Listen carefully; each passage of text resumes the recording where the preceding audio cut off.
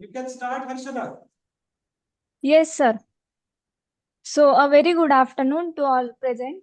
I, Harshada Chavan, on behalf of Electrical Department in association with Effect Student Body Club, warmly welcome Mrs. Ashwini Ghayal Chitnis ma'am to our first session of Vidyut Dhara, illuminating pathways of power and progress.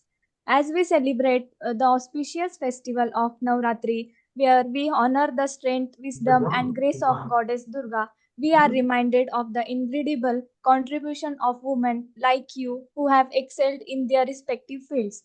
Your journey and accomplishments are truly inspiration, and we believe that your insights will be valuable to our students. So, ma'am, you are working as an energy sector researcher deeply involved in policy and regulatory issues since 2008. She has covered many areas, including rural and household electrification, generation, capacity addition planning, power purchase agreement, tariff and performance of regulated utilities, and broader. Ma'am, you had made significant interventions in the electricity regulatory processes at the state and national level. In recent years, you have been working on the urgent and vital issue of just energy transition. From past 12 years, she had been worked in Prayas Energy Group in Pune. Later, she had worked as a senior advisor in legal initiative for forest and environmental. Currently, she is working with Center for Social and Economic Progress. So, ma'am, let's start with the session. Here, I have some questions which will help our students to know about your field. Shall we start, ma'am, with the questions? Yes, absolutely. Huh. Ma'am, can you describe your job role and the department you work in? Sure. So, even before is this expected to be a interactive session? Can the students also join in? What are your thoughts in organizing this? Students are listening, ma'am, so you can share your thoughts. Okay, okay. So, very good afternoon to everyone. I would have loved to be there in person because the interaction one can have by being in person is of a very different quality than it is online. So, let me start by telling you how my career story started. Like all of you sitting there in the lab, I also was there between 98 to 2002. I finished my engineering in 2002, and at that time, I wanted to start working immediately. And I was trying to, I was in fact very passionate about electrical engineering, and I wanted to work as an electrical engineer in the design field of electrical machines. And that is what I was trying to get a job for. As it happened at my time, before I could get a offer letter from the engineering firm where I was trying to get the job, I got selected in IT sector large scale employment that was happening, and I ended up at Infosys. So unfortunately for me, instead of starting my career in electrical engineering, I ended up in software. And the software industry, of course, as you all know, it paid well. Certainly, I it did, and a 5 week job. Initially, I enjoyed all of that, but then I started getting bored because the work I was doing was not as challenging for me intellectually, and I felt that I can do more. And more importantly, I felt that I can do something that is socially more relevant. You know, that is when we all start out as fresh engineers, we are so full of energy, we are so full of enthusiasm, and with our education, with our privileges, we like to believe that we can make some positive change, be it in the form of technological innovation, be it in the form of social innovation, whatever. I'm sure all of you feel similarly encouraged to do such things. So at that time, I wanted to do something socially relevant, but I didn't quite know what to do. And I didn't know that I will be able to use my professional skill as an electrical engineer to do something that is socially relevant. And just because of a chance encounter that I came to know about this organization called Prayas Energy Group. and they were working on electricity regulation. And I don't know how many of you are aware of that there is an Electricity Regulatory Commission and what it does. I was not. In 2008, I was not very much aware, and I didn't know what an Electricity Regulatory Commission does. But then people at Prayas were very helpful, and they saw that if someone is willing to work, if someone can do good analysis, it is easy to understand new things and get started. That's how my journey started. I started working on electricity regulatory issues. Now, what does that mean? So, we all are using electricity all the time, right? And as consumers, you all know that we have to pay bills to MSCDCL. Someone has to decide what is the bill that you pay. So if you have to look at it in a very broad sense, Electricity Regulatory Commission is the entity that decides all the important issues in the power sector. So what is the tariff that consumers are supposed to pay? What is the tariff that thermal power plants can actually charge? How much new capacity addition MSCDCL should do in order to meet its demand? What is the way the grid should function? What should be the rules and regulations if someone wants to source their energy outside of outside of MSCDCL? If you want to be a captive industry, what will be the rules and regulations that will apply to you? How much renewable energy we should buy? All these questions in different ways are handled and addressed by the Electricity Regulatory Commission. And it is a fortunate thing that the commission, sorry. Okay, so basically, I started engaging with all these questions. I started understanding how the commission makes its decision, what is the basis for it, and what is the role that a informed civil society can play. So, as Prayas, we used to intervene in all the decision-making processes before the regulatory commission, asking them pertinent questions, providing analysis to say that, why don't you do A instead of doing B, and providing this kind of alternatives. So that's how my journey began. And I don't know if that makes sense. If you have questions on what I said so far, please feel free to ask. Yeah, sure, ma'am. So you said you started with Prayas. So and now you are working with Center for Social and Economical Progress. So what step did you took to get your this current position? Okay. So, like I said, in my case, because it was, 15 years ago, it was sort of a relatively niche area, and it was easy to get in because I had electrical engineering and experience, and I had worked for some years. But today, if you want to get into this space, there are really good master's programs. So either you can start off right after your engineering, or you could do a master's in public policy and analysis. There are very good institutions that offer these courses. There are specific master's programs which are aimed at renewable energy and technology related issues that are very critical to understand and integrate in the regulatory process.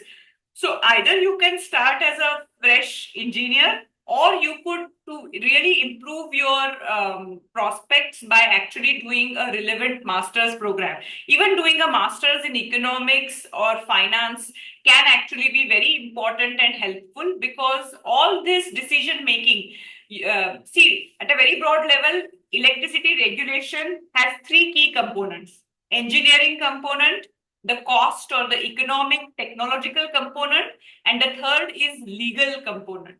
So I had to learn this all on the job. But today I see students, I mean, the fresh people who join me, they come with very sort of good background with master's degrees in one of these three fields. And many of them actually go on to do PhD. So either you could start off as a fresh engineer, or you could improve your prospects by doing a relevant master's program. Thank you, ma'am. It was a good information. And again, I would like to ask you about the challenges you face in your daily life while doing your job, and how do you face them? Okay, that's a interesting question. So, let me talk about these challenges not from a personal sort of space, but from an institutional space. So, in the sense that today the regulatory institution, electricity regulatory commissions, when I was active with Prayas, there was a space called as consumer representatives. So Prayas was the consumer representative before the MERC, the Maharashtra Electricity Regulatory Commission. So what used to happen is that by virtue of so we were supposed to represent interests of the entire state consumers, and that gave us the role as well as the access to all the petitions that were before the commission. We could intervene in all the proceedings. We could get access to all the data, and it was not that our interventions were welcome. Okay, understand that these interventions are all the decision making in power sector entails thousands of crores of rupees. Okay, so so if you are going to ask question, you are certainly going to upset one or the other entity, and those entities will not like your interference in the decision making. Like with any system, there is always inertia. So people would like things to happen the way they are happening, and a new entrant who asks difficult questions, annoying questions, is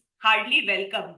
So that was the biggest challenge, and we had to persist against this refusal to treat us as equal partners in the regulatory process.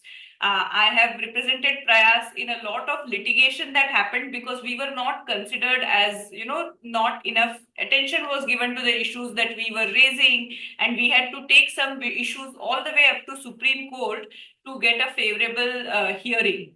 So the challenge is getting access to appropriate data. The challenge is getting, being recognized as a important stakeholder in the process. So I am happy to say that today there are more spaces, but initially this was a very tough battle.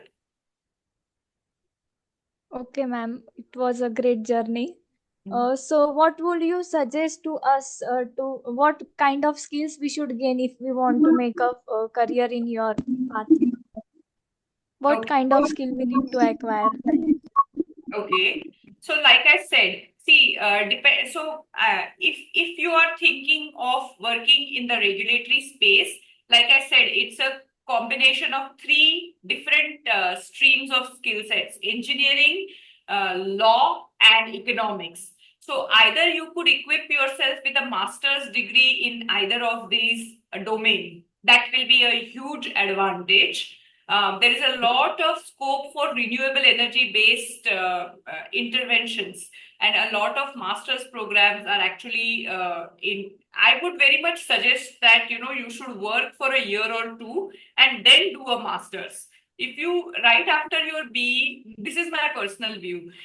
If right after doing your engineering, if you go into a master's program, I think it is not as helpful as it is once you get a little bit of exposure and understanding of the sector you want to work with. When I started off Prayas, and there were hardly, two or three in organizations who were doing this kind of policy regulatory work. Fortunately, today there are at least more than a dozen such organizations in India, and they offer really good internships, including the organization I work with. So, Center for Social and Economic Progress, they are based in New Delhi. I am based in Pune, but my organization is in Delhi. So, if you if you want to work in this area, you should start contacting people like me, and there are so many others who are active in this space. I will tell you one thing that, sector professionals are very supportive of young people who show interest in the area. You can start by asking questions, getting involved, doing internships, asking if you can do projects with any of the organizations like ours. That would be the first thing which you can do right in your final year. Afterwards, you can either choose to do a master's, or you could do some work experience by doing small projects. And thereafter, you will have to sort of decide which of these three angles really sort of catches your interest. Whether you are more interested in the technological issues, legal issues, economic issues, and even if you are engineer, you can do very well in any of these streams. Don't think that, law is outside my view, economics is outside. Nothing like that. Engineering, in electrical engineering gives you a solid footing to engage with any of these larger domains. So, whatever you find more interesting, then you should develop skill set in that area, because it's a vast field. It's really a vast field, and engineering is just an introduction to it. So, you will have to hone the skills that you want to really sharpen and work on. It was nice, ma'am, hearing you. Now we will go for anyone from audience want to ask any question. Anyone is interested to ask any question? How do you feel, ma'am, on this session or about the questions?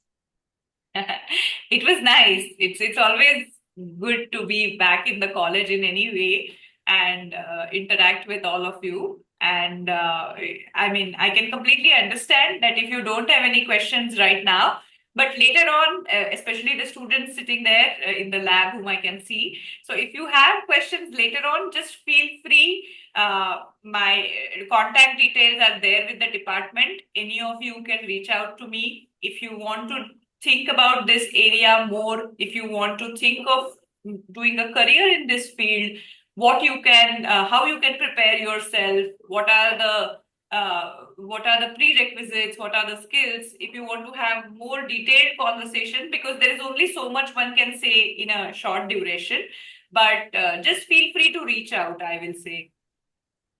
Okay, ma'am. So it was great to hear, ma'am, and your contribution in your respective field is so inspiration. And you said about the master's program, key components, all was very valuable. And your journey and accomplishment is truly inspiration, ma'am. Thank you so much.